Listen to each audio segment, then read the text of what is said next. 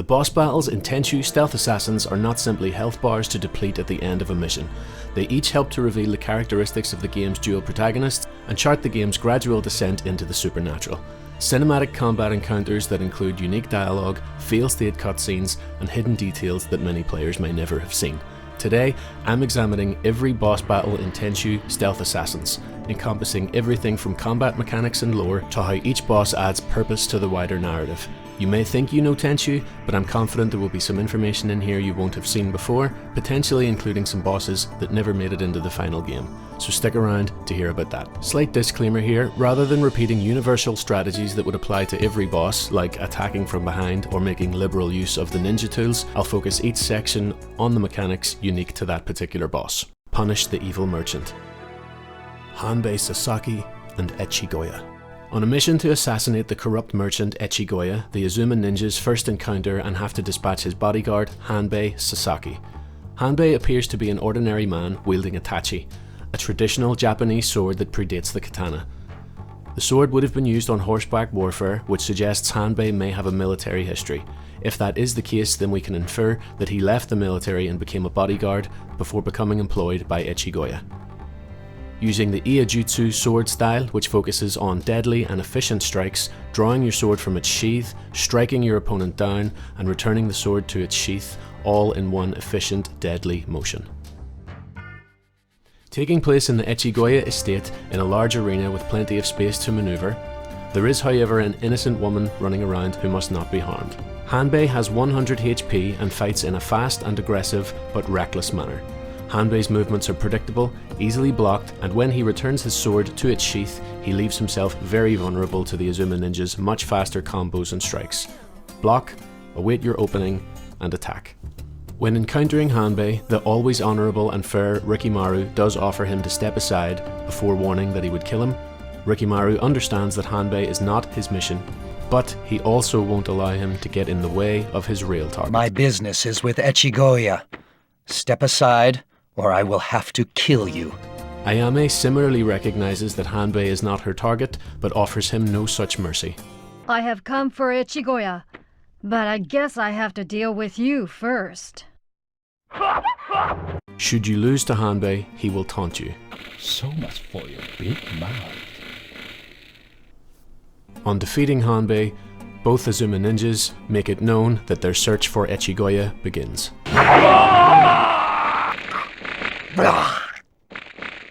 Etchigoya, where have you hidden?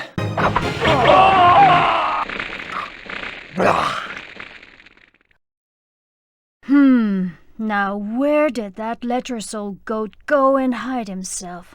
Etchigoya was a depraved but successful businessman. Operating outside of the law to accumulate his vast wealth and get ahead of his competitors, he was known to have ventured into illegal loan sharking and trafficking of women. His execution was ordered by Lord Goda by way of the Azuma ninja clan, as he cannot bribe his way out of an execution. On the fateful day, he is found in the act attempting to force himself on a young woman, calls for his bodyguard, and flees. Having dispatched the bodyguard, the Azuma ninjas are free to pursue Etchigoya, who has hidden in a small house nearby after fleeing his estate. Rikimaru, upon encountering Etchigoya, likely wishing to strike fear in his target, proclaims that his bodyguards are dead, and you are next. Ayame, similarly striking fear in the evil merchant, highlights that he is alone, saying, It's just you and me now. Having a mere 80 HP, Etchigoya spends the entire encounter cowering in corners of the tiny room that he has been hidden in.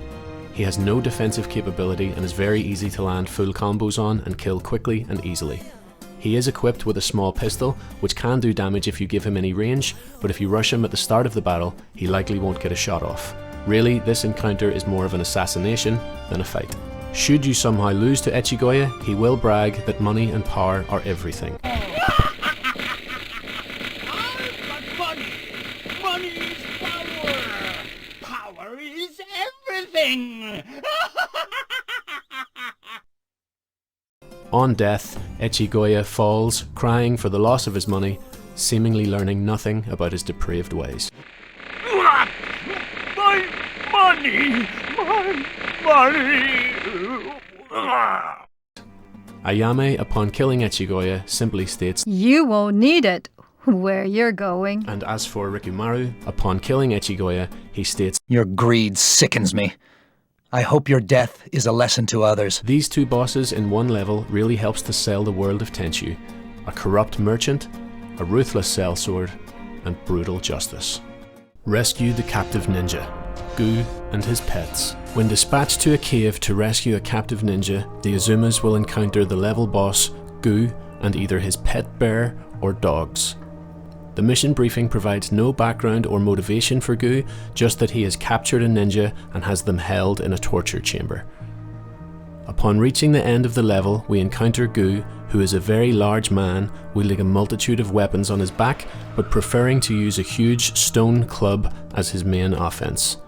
Gu seems to have the demeanor and intelligence of a child, referring to the fight as play. So, the mice come out to play. That means you get to play too.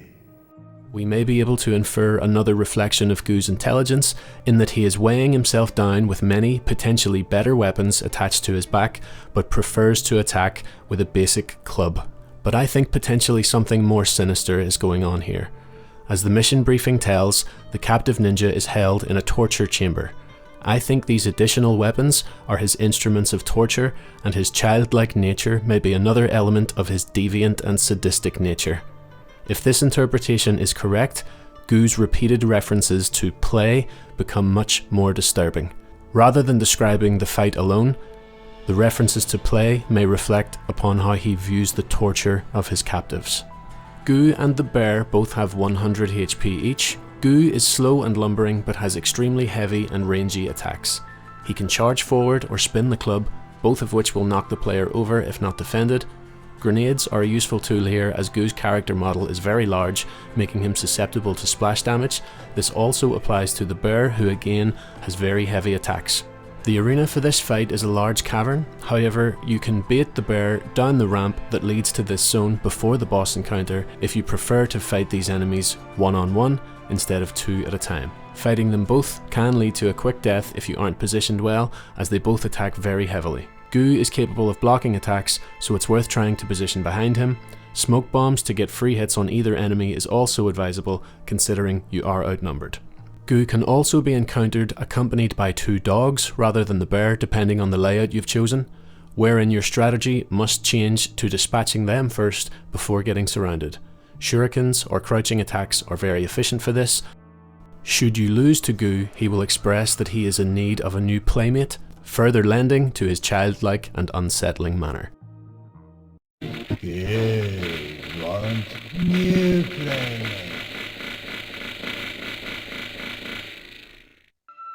Rikimaru, upon defeating Gu, refers to him as a Misguided soul. perhaps reacting more to Gu's childish demeanor than his cruel behavior.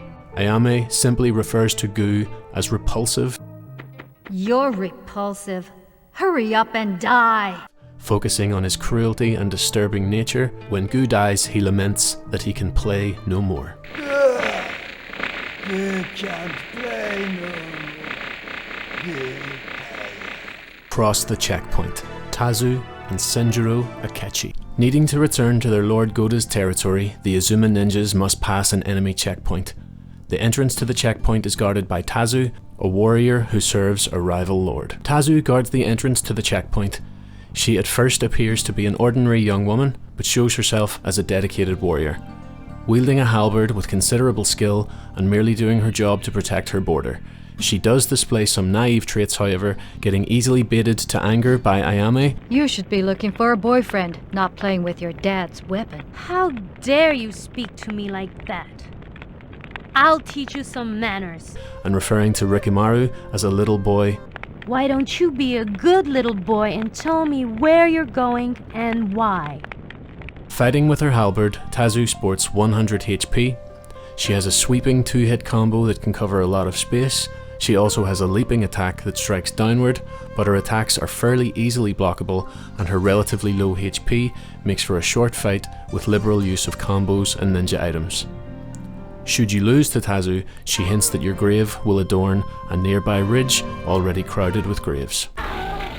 The graves on the ridge will get slightly more crowded.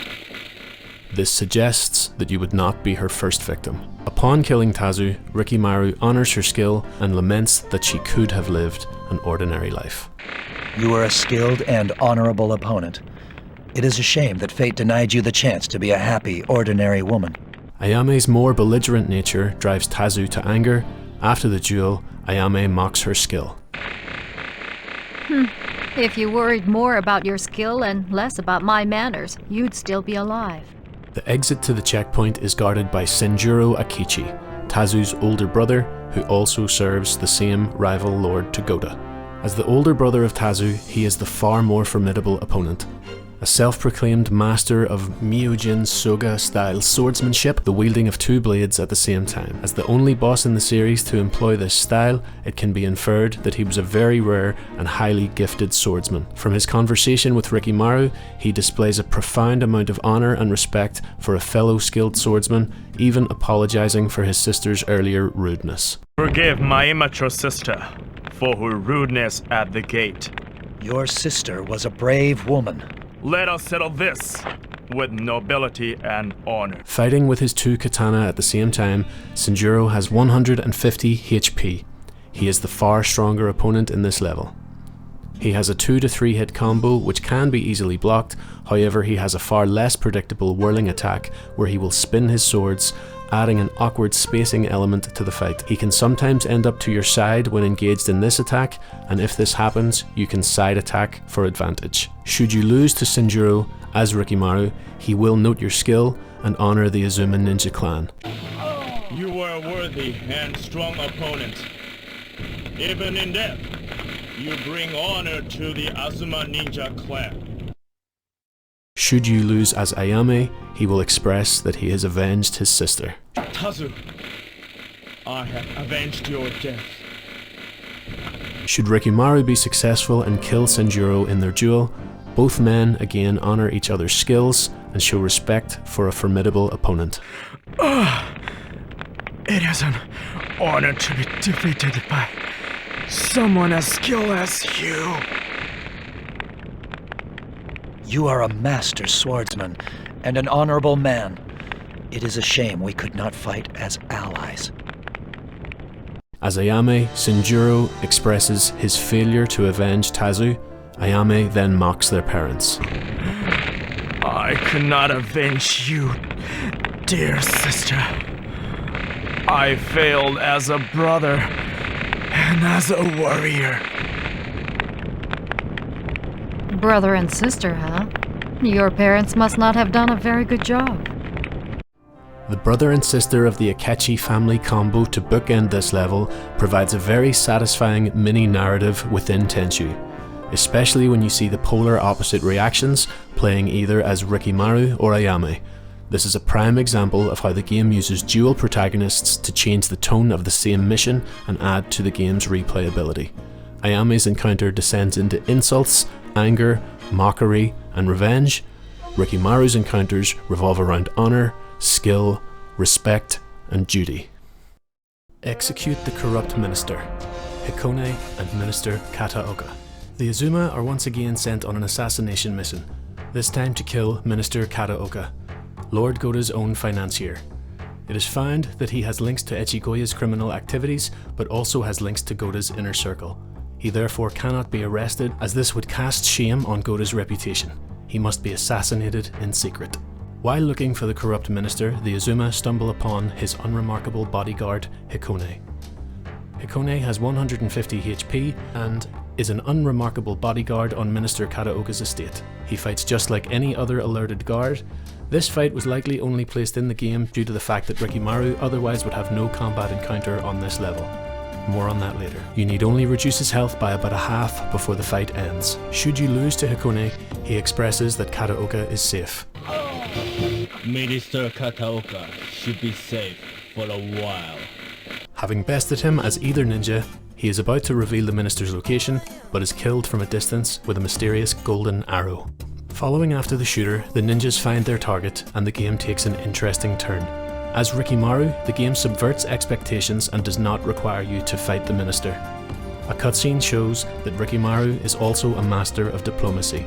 Explaining Kataoka has brought shame on himself, he gives him the opportunity of assisted suicide to restore his honor, rather than a bloody duel where he would continue to disgrace his reputation. Katoka nobly accepts. I will inform Lord Goda of your honorable end. As Ayame, things are totally different. Katoka still displays some remorse for his actions, but seemingly insulted at the fact that he has been confronted by a woman, Katoka this time attempts to fight his way out. I may have made mistakes, but I allow no women to scold me like that. You shall die by my arrows. As a master archer, Katoka is revealed to have been the one to kill Hakone. He puts his skills to the test against Ayame. Katoka has 100 HP. In her battle with him, Ayame finds a master archer who is capable of firing arrows in quick succession.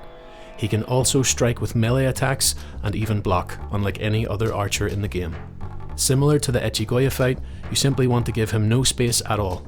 Get in close, don't let him notch his arrows, and the fight should be over quickly. Should you lose to Katoka, he mocks Ayame. Bet you don't feel so smart now.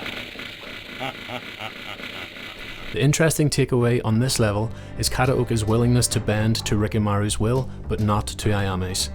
Was it simply for fear of Rikimaru's abilities, or an underlying sexism and underestimation towards Ayame? Infiltrate the Manji cult. On and Onikage. The Azuma are sent to crush the rise of the so-called Manji cult, who have attained a supernatural stone that allows them to control the minds of their victims and are using it to raise an army. The leader of the Manji cult is a mysterious figure called On, who appears to have hidden the stone by swallowing it. On seemingly has the ability to mind control people and transform their bodies into a more demonic appearance via the stone. Raising an army to try to overrun Japan, On's mind control and transformative abilities are one of the first overt introductions to the supernatural element of Tenchu. On has 100 HP. This battle takes place on the lower floor of a temple that you have previously infiltrated. It's worth noting that you should eliminate all the enemies in the temple before triggering the boss battle at the top of the statue, as if you don't, the enemies in the level will also join in. On wields a huge fan, which can be swung in a multi-hit combo or used as a shield from your attacks. On also has a jumping lunge attack. If you manage to clear the room before the battle, it's a fairly simple encounter of blocking and waiting for your opening to do damage. Should you lose to On, a disturbing scene about the stone hatching will play.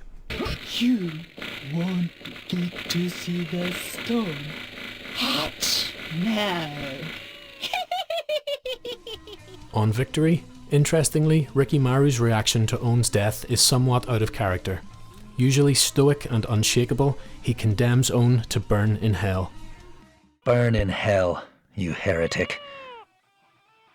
His unusually emotional reaction does not display the respect that he has shown previous opponents.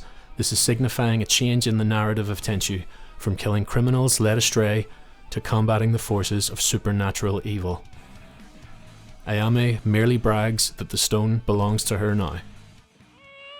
That's my precious stone now. After On's demise, we see the combative debut of Tenchu's series staple, Onikage.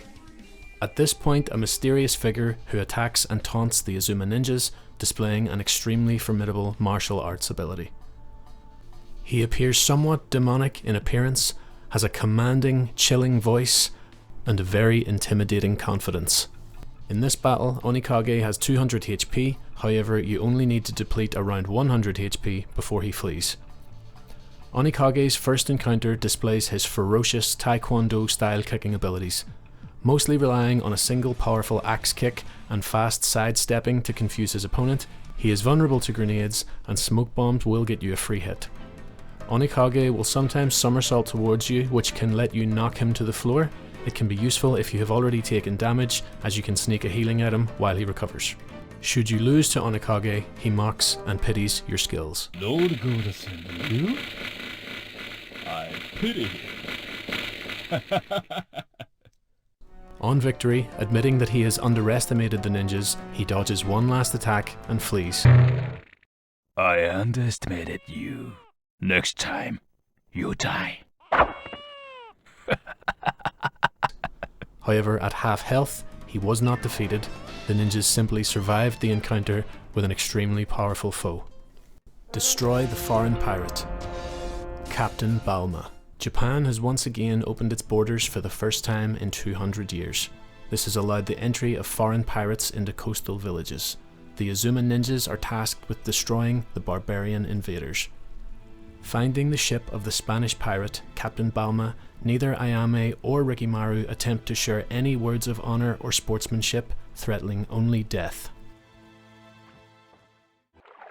¿Deseas que te maten? Muérete.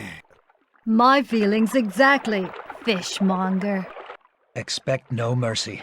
Your life is over. Captain Balma has 150 HP. He is a slow but hulking boss encounter. Armed with a pirate's hook and a pirate-style cutlass sword, he can use both to do damage. He moves very slowly across the ship, which leaves him open to be outmaneuvered. Twist jumping over his head to attack his back is very effective. His thrusting attack cannot be blocked however, so staying in front of him for too long is not advised.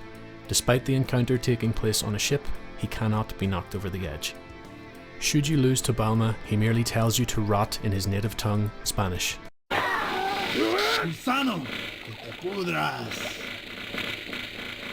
On death, Balma calls out to his god. Ayame infers that Balma won't meet his god and will go to hell. ¡Ay, Dios mío! You won't see him where you're going. As Rikimaru, with the job done, he no longer needs to maintain the ruthlessness he showed previously and laments that it is sad for the pirate captain to die so far from his homeland.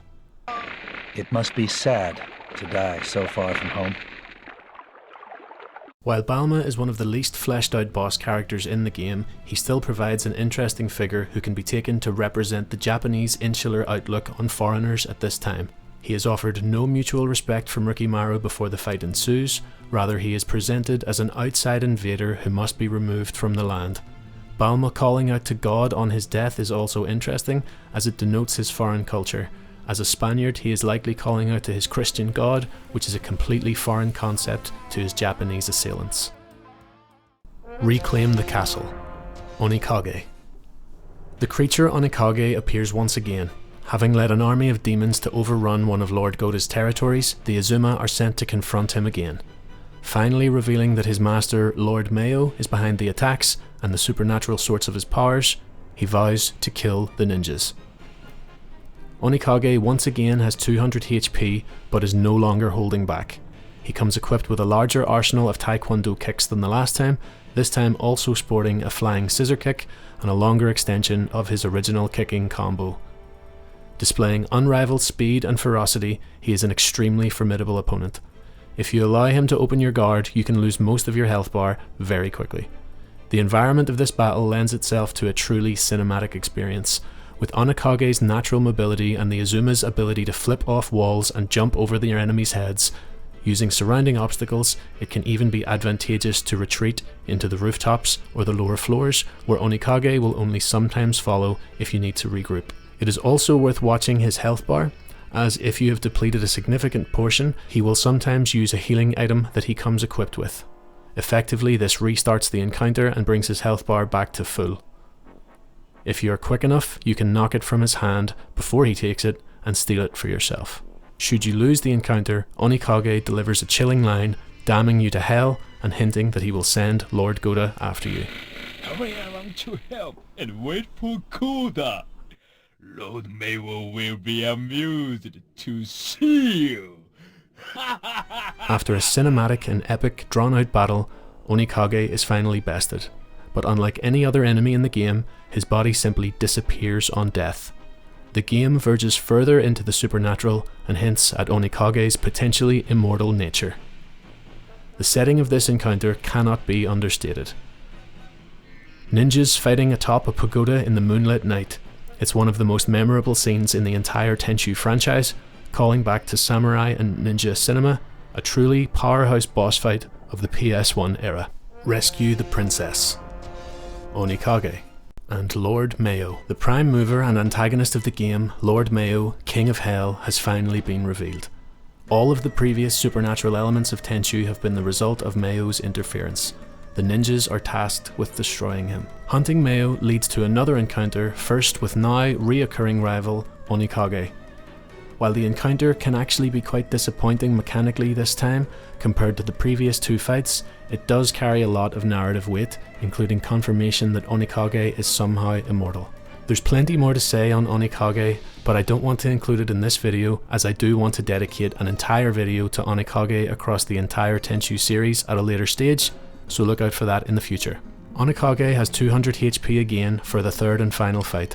Unfortunately, this fight adds no new mechanics to the encounter. He's very much the same as he was in the previous pagoda fight mechanically, and this takes place even in a much less interesting arena. If you were able to beat him in the previous level, this should pose no real challenge, just again, be wary of his high damage output and his ability to heal. It is worth mentioning at this stage that for all three Onikage fights, he is not subject to the normal boss battle music like almost every other boss. He in fact gets his own theme, which really sells the importance of this undead shinobi. Should you lose to Onikage in this third battle, he will laugh maniacally, showing that he is entertained. That was entertaining. Upon finally putting Onikage to rest, either ninja will simply state that Mei-oh is next. Stop! You have won. Your princess Kiki's held below, guarded by Lord Mei-oh himself. I will see you in hell. Onikage, I destroyed you, and your master Mei-oh is next. Now that I'm warmed up, it's time for Lord Mei-oh. By the way, I hinted at the start of the video that there may be some bosses or information in here that you were not aware of, so before we move on to the final boss, training mission. Ryuju Katana. Did you know that Tenchu has a debug cheat code that you can enter on every level? I'll make another video about that in the future, however the feature allows you to spawn any enemy that's tied to that level's data on your current location. If you use the debug mode on the training level, you will get access to an enemy model listed as Ryuju Katana. On spawning him into the level, it appears to be the mission briefing character who we only previously see in a pre-recorded cutscene. Since the model comes equipped with a sword when you spawn him in, it's my theory that the training mission may have had him as a boss fight originally, but that this fight was left on the cutting room floor. The model appears incomplete and cannot be struck. Deliver the secret message. Tsuzi Katana. As fans will know, there is no boss battle at the end of the secret message level. However, once again, using the debug mode will show an unused asset named Tsuzi Katana. The model is almost entirely invisible in the game, showing it was at an early stage of completion before being cut, but it can be seen to be holding a long sword which appears to be floating. You can strike and kill this enemy, where it appears to have the same voice acting as Hanbeay. If you take control of this NPC through the debug mode, he has the same combat animations as Hanbeay as well, so this was potentially a palette swap of Hanbeay that was supposed to be the boss of this level. Did you know about either of these potentially cut bosses? Let me know in the comments, but back to the final boss. Having pursued Mei-oh to the very depths of hell itself, Tenchu reaches its grand conclusion in a decorative arena with portals, lightning, statues, and lava. While Mei-oh's exact nature is somewhat mysterious to mortals and is never quite truly revealed in full, it can be speculated that he is the source of all negative energy in the Tenchu universe. He is continuously referred to as the Lord of Hell. He is also clearly embroiled in some sort of demonic pact with Onikage. He is armed with the Shikisito blade, a magical sword imbued with a dark and evil power. It is a very long and heavy blade whose sides are covered with branching forks, and it is used by Mei-oh during the boss fight for several sweeping and slashing attacks. The blade seems to be based on the seven-branched sword, a historical weapon which is designated as a national treasure in Japan, and a ceremonial blade. During this encounter, Mei-oh has 250 HP, the largest health pool seen yet in the game. Fighting the demonic Lord of Hell, he has the ability to throw lightning bolts at extremely long range, in quick succession, teleport around the arena, and teleport thrust attack from almost anywhere at any time on the map. It is highly advised to equip the ninja armor tool unlocked in a previous level to reduce his damage output by 30%. His lightning attack can be particularly devastating, as it can be quite easy to become stun locked by it, as it throws you to the ground when struck and can immediately hit you again upon rising up. When Mei-oh teleports behind you, simply hold the back directional button to ensure your guard is always raised. When he thrusts you from behind, you will block the attack, finally leaving him open for a counter. Be wary, however, as he seems to be able to immediately teleport and start the cycle over again. Running at angles can be effective for dodging the lightning attacks. Mei-oh can be swarmed at close range, but generally waiting for the teleport thrust and attacking is your safest option, as soon as you reach close range, he starts the lightning attack. Should you fail in your task and die facing Mei-oh, he will reflect on the frailty and weakness of humans. However much they try, humans are but frail, so weak, so pathetic. This is the one combat encounter that contains no difference for Rikimaru and Ayame.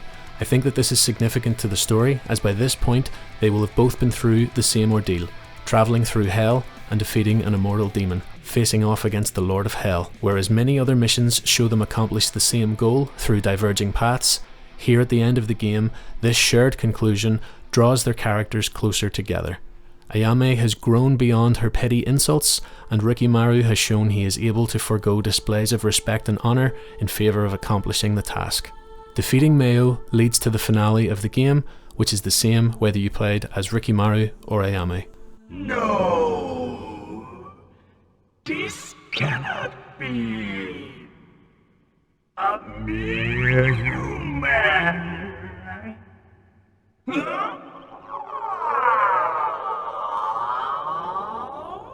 Huh, good riddance. And don't come back! Ayame! All of Lord Goda's enemies die by this blade. Rikimaru! Tenchu's narrative progression from assassinating petty criminals, defeating powerful demons, travelling through the underworld and eventually toppling the Lord of Hell itself is a truly remarkable standout achievement of the original PlayStation.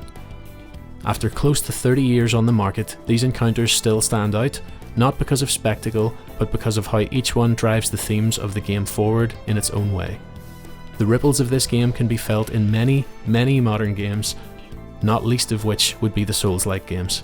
If you'd like to see more retrospective videos on the Tenchu series and other classic games, consider subscribing, as I do plan to do similar analysis videos across the entire series.